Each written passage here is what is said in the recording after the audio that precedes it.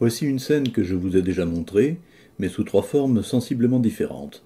En ce moment, les images sont calculées avec Blender 2.8 et le nouveau moteur Eevee.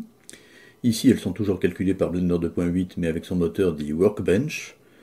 Et revoici les résultats que l'on obtenait avec la version standard du moteur de rendu de Blender 2.79. Ça c'est Eevee 2.8. En basse définition, ça c'est Workbench 2.8. Et revoici ce qu'on faisait en 2.79. Cette scène de 2 km de large est toujours d'une grande laideur, mais ça ne l'empêche pas d'être toujours exploitable pour tester les performances d'un moteur de rendu, et il y a principalement deux critères pour le faire. Primo, est-ce que les images sont lisibles, intelligibles, esthétiques et même réalistes, quoique personnellement je m'intéresse infiniment plus à la lisibilité qu'au réalisme. Et secondo, et on l'oublie trop souvent quand on s'enthousiasme pour le réalisme d'une seule belle image, les temps de réponse pour produire ces images sont-ils acceptables?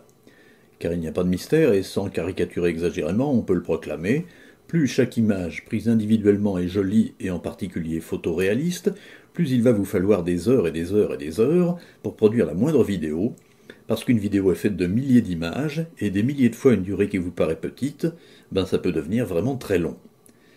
Même pour produire les 2700 images de la vidéo très moche que vous êtes en train de subir, c'est-à-dire moins de 3 minutes à 15 images secondes seulement, il faut déjà un certain temps de calcul et qui varie dans des proportions délirantes. Pour Blender 2.8 avec Eevee et surtout 16 fois moins de pixels, autrement je serais devenu fou, 73 minutes. Pour Blender 2.8 Workbench sans texture mais avec plein de pixels, 15 minutes. Pour Blender 2.79 avec des textures et des ombres portées, 49 minutes. Donc je vous le redis, là c'était Eevee, là c'est Workbench, ça prend 15 minutes de calculer ça. Là c'est Blender 2.79, ça prend 49 minutes.